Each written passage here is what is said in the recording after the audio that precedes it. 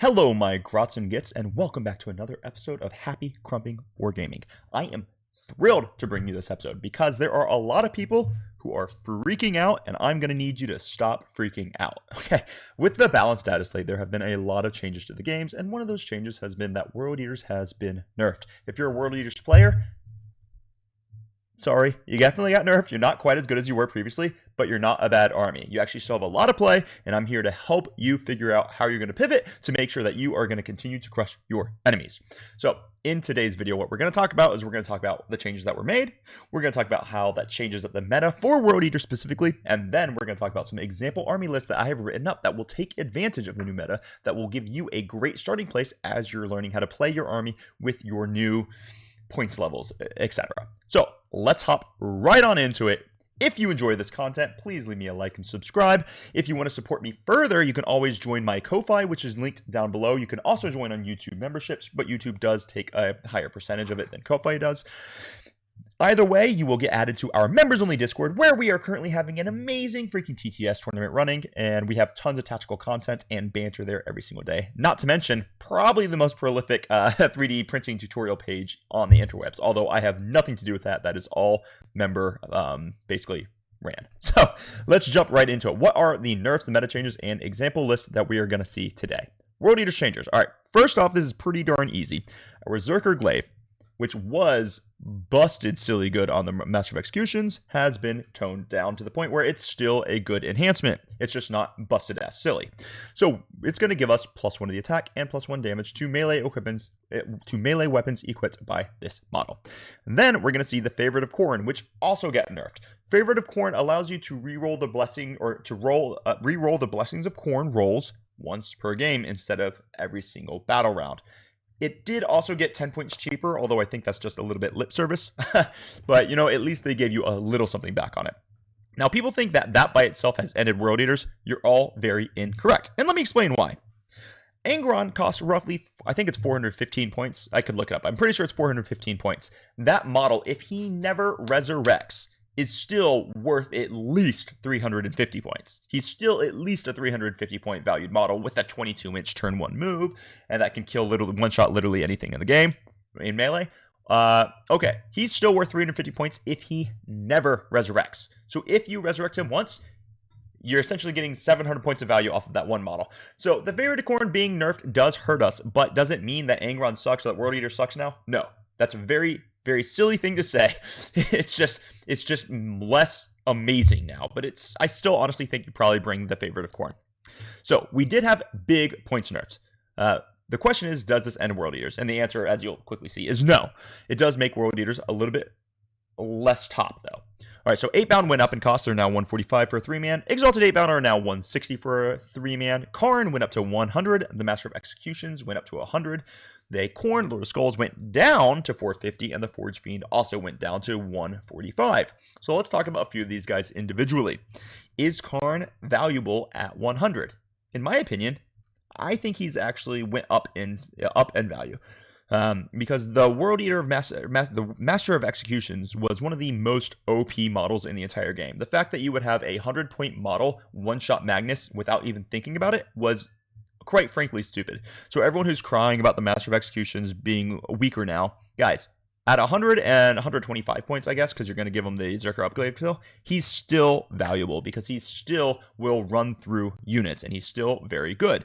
He's just not going to be one-shotting 450-point models for a value of 100 points anymore. So he's still very good. He's still exceptionally good. He's just not busted silly good anymore, which I think does make Karn a little bit more valuable, because I believe before it happened, before these changes, a lot of lists, like my list personally, I would balance, do I want Karn or do I want the MOE? And I would always take the MOE. Now I might actually consider Karn over the MOE. That doesn't mean I always will. Doesn't mean I'm always taking I'm always taking Karn. But I think his stock goes up in the World Eaters list.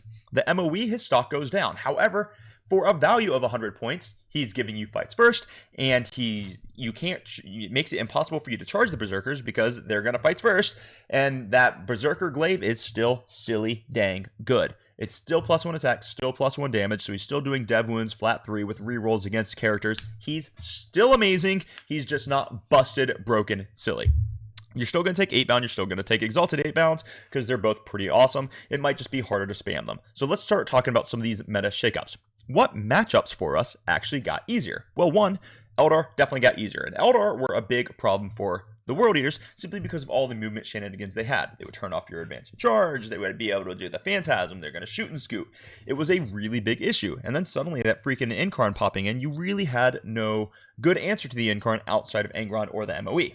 The Incarn is less of an issue now that it can't teleport and also charge. It's still an issue, and you're still going to have to deal with it, but I suspect we are much more likely to start seeing the Avatar of Cain popping down than we are the Incarn from now on.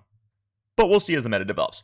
Chaos Space Marines. This matchup has gotten much better for us, because Chaos Space Marines were so darn overtuned, you had to get first turn and get lucky to ever win this game. Now, it's probably a good 50-50 swing. I think it's going to be a fantastic matchup, and I think we're going to have a lot of fun playing that match, which is wonderful.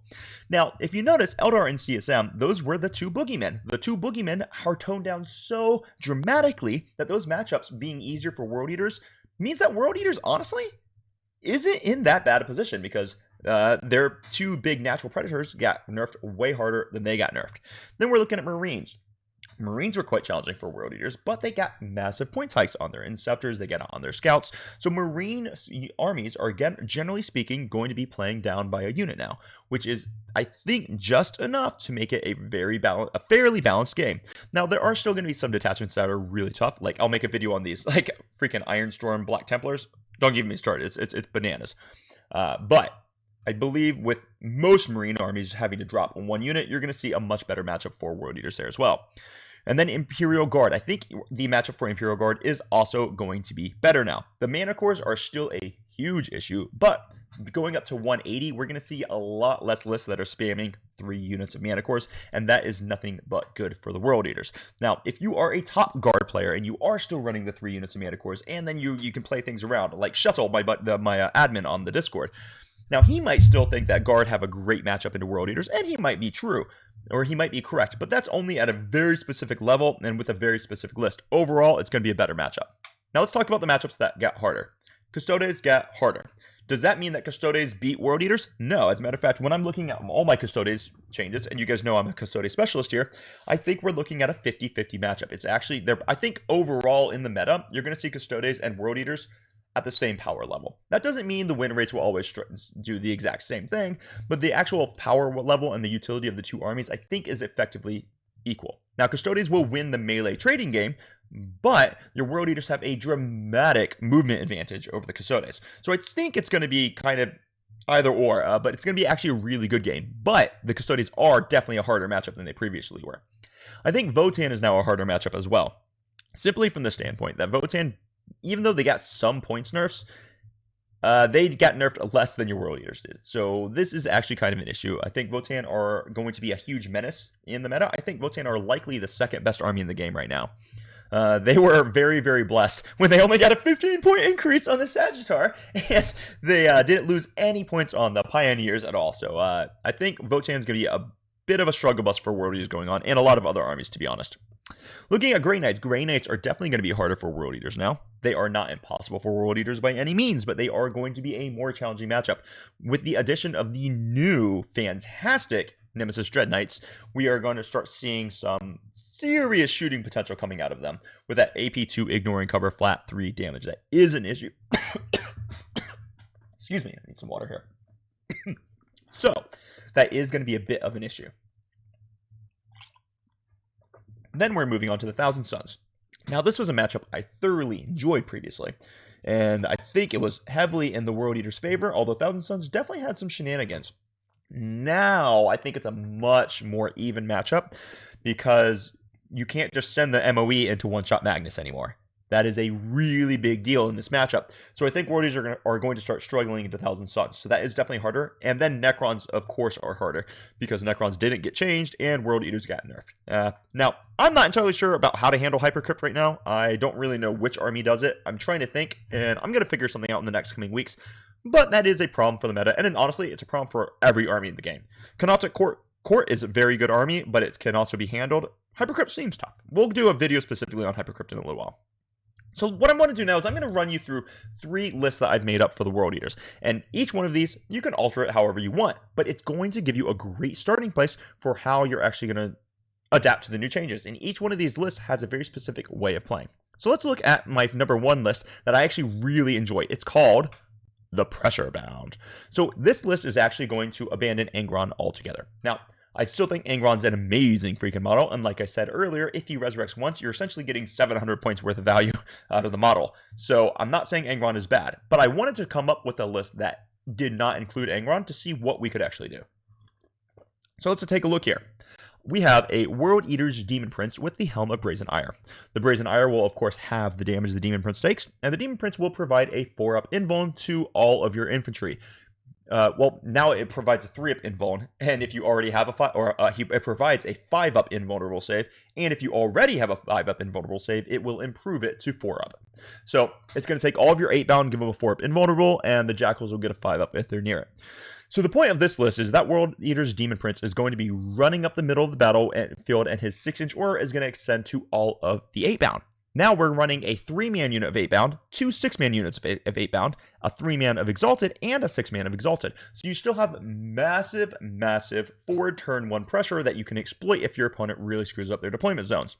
You're also going to be running 3 units of World Eater's Chaos Spawn. And I really think this unit, this World Eater's Chaos Spawn, is going to be a big problem for a lot of people, because if it's me making the list is basically going to start with 3 units of it. Because Chaos Spawn having up to a 4-up Fiono Pain is a very big deal. They will shred shaft units, and honestly, a lot of times people will just fail to kill them with the plinky shoot wounds that they really want to put into them. And if they are able to kill the Chaos Spawn, you as the World Eaters probably don't care, because that's the unit that you want to trade with anyway. Then lastly, a little bit of a controversial pick. A lot of people don't like it. I am undecided on him. However, I am enjoying the Mauler Fiend in this particular list, because World Eaters do need a way to have more than just damage too.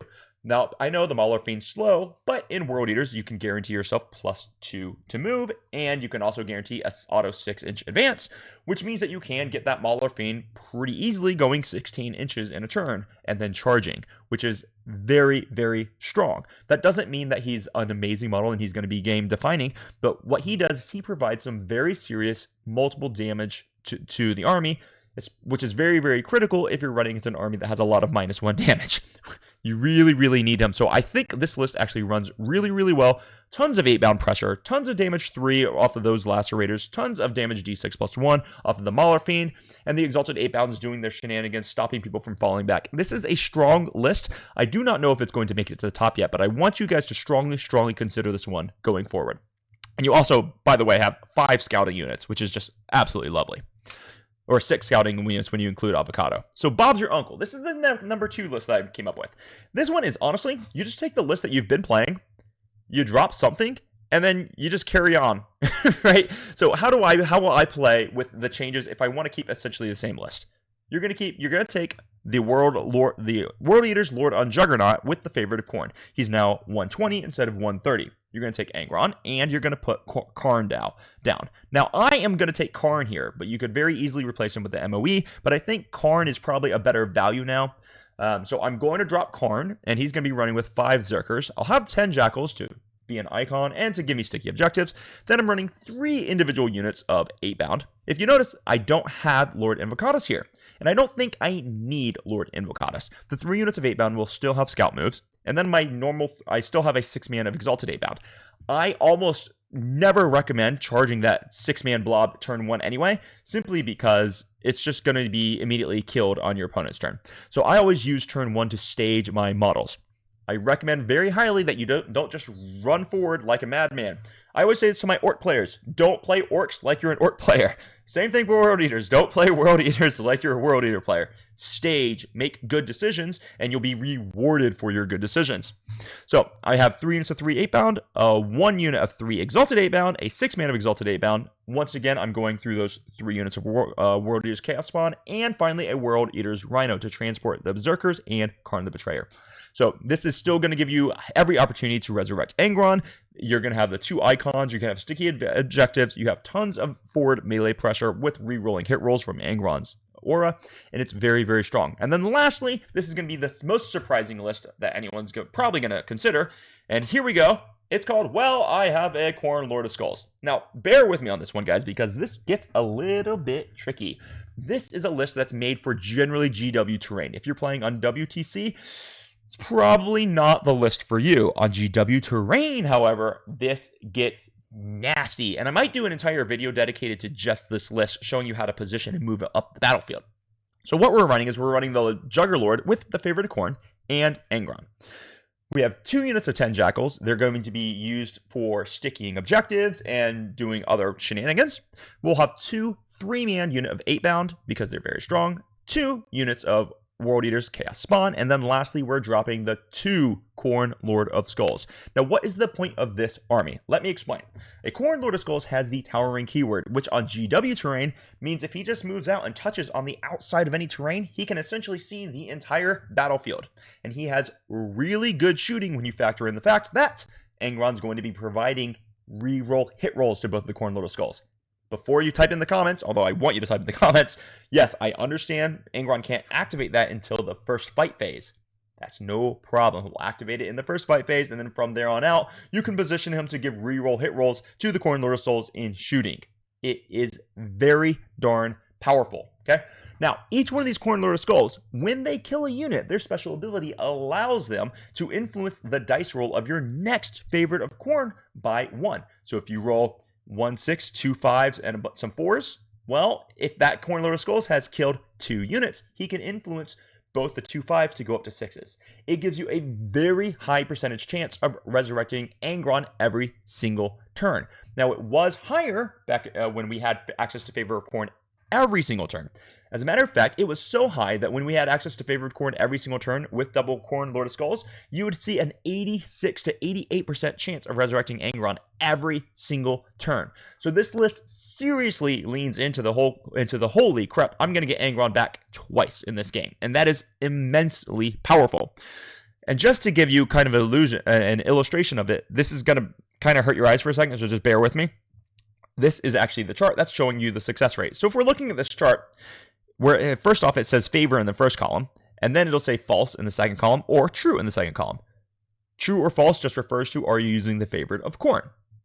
Now, now everyone's saying that favorite Khorne only activates once this game. That's true, but remember, you still have a 1 CP stratagem for once you kill a unit in melee, you get to make an immediately new roll on the favored or on the Blessings of Khorne chart. So you could essentially count that as a favorite of Khorne roll. So Khorne Lord of Skulls it kills. This is tracking the kills, and it's going to be anywhere between 0 and 4 for the chart. And then icons. So how many icons do you have in your army? So in this particular army I showed, we have 2 icons. All right, so if we do not have a favorite of Khorne, and we have 0 kills from the Khorne Lord of Skulls, but we do have 2 icons, you have a 25% chance of resurrecting Angron. Okay, let's say we have no favorite of Khorne, but we do have 2 Khorne Lord of Skulls skills and 2 icons. We now have a 50% chance of resurrecting Angron. So that's without using your Khorne Lord of Skulls. That's without using your favorite of Khorne. That's also without using your 1 CP strat to make a new roll on the Blessings table. So this is simply with 2 kills from the Khorne Lord of Skulls and 2 icons. That gives you a 50% chance of getting Angron back the next turn, which is very dang high. Let's take it to if we do want to use our favorite, or if we do want to kill someone in melee and try to roll again on the table, and we want no icons and no kills, we now are at a 25% rate. Now, let's say we do have the favorite of Khorne, or basically any source of reroll for the blessing, 2 Khorne Lord of Skulls kills, and 2 icons, our success rate goes up to 75% chance. If you get 2 kills with your Khorne Lord of Skulls, and these can be anything, it could be any unit. And honestly, you can get more kills with than that. So let's say that you split your fire or whatever, you can get up to 4 kills with the Khorne Lord of Skulls and favorite of Khorne and 2 icons. You can get yourself up to an 80% chance of resurrecting Angron back when you do this way. So this list, I know it looks weird. People are going to talk junk about it. If you're talking junk about it, you're either realistically, if you're talking junk about it, you're just wrong. It's not a joke. Remember, Khorne Lord of Skulls in this detachment with World Eaters, these guys will always have cover. They can get a 6-up Feel No Pain, which is a lot when you're talking about on a Titanic model like this. That's a big deal. They can get sustained hits in melee. You can give them advantage. You can get them places. This is made for GW terrain. Do not doubt. But it is disgusting. So there you go, everybody. These are my thoughts on World Eaters at the beginning. If you think your army is destroyed, I encourage you to breathe. You have a lot of ways to play the army that is still going to be good. Yes, you did take a hit, and yes, I do believe that GW was a little bit harsh on World Eaters. I fully expect people who are good with World Eaters, who are wanting to play it, to still be able to maintain that 50 to 51% win rate. They are still a good army, but they did get hit maybe a wee bit hard. So that is my thoughts on this. Let me know what you think in the comments. If you want more information like this, you should join the Discord where we're having these discussions every single day. I cannot tell you how in-depth we've been in the Discord talking about these list changes.